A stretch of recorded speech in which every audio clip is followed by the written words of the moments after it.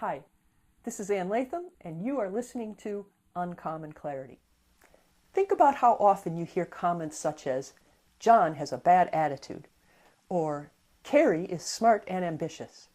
These are pretty typical comments. These are things people say about other people all the time.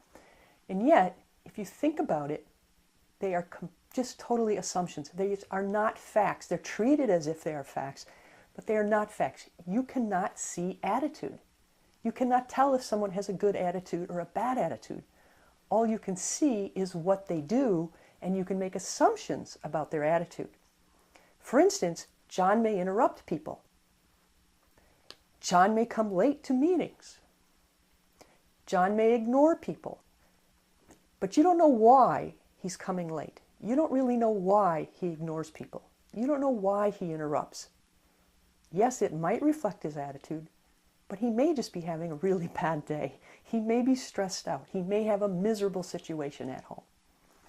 Now the problem is we make these assumptions all the time, and we talk about them all the time, and it gets particularly dangerous when we try to help someone improve and give them feedback. When you make these assumptions, first of all, you're probably wrong. Second of all, if you try to tell someone, I think your attitude is bad, you're just going to make them defensive. And third, you're unlikely to figure out what the real issue is so you can help improve the situation. Instead, you need to focus on observable behavior and ignore the invisible. Forget about the invisible characteristics, which are everything from skill, intelligence, talent, ambition, attitude, experience, intentions. I could go on and on. These are things we talk about all the time, but they are all invisible. However, what you can see is the things people do, their observable behavior, and the impact that behavior has on you, someone else, or the company. John, when you interrupt Peter, you make him feel unimportant. John, when you ignore my request, I have to think you don't care or you don't intend to do anything and you're not measuring up to my expectations. John, when you neglected to call that customer back, you lost us a huge sale or you jeopardized the sale.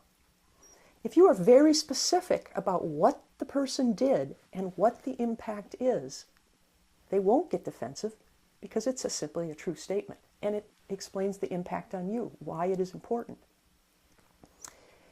If you sit down with someone and explain, when you did that, it made me or the company or someone suffer in some way, three things happen. One, you've informed them of something they may not even realize. They might not realize they are interrupting. Two, you're finding out, you have an opportunity to find out what you don't know.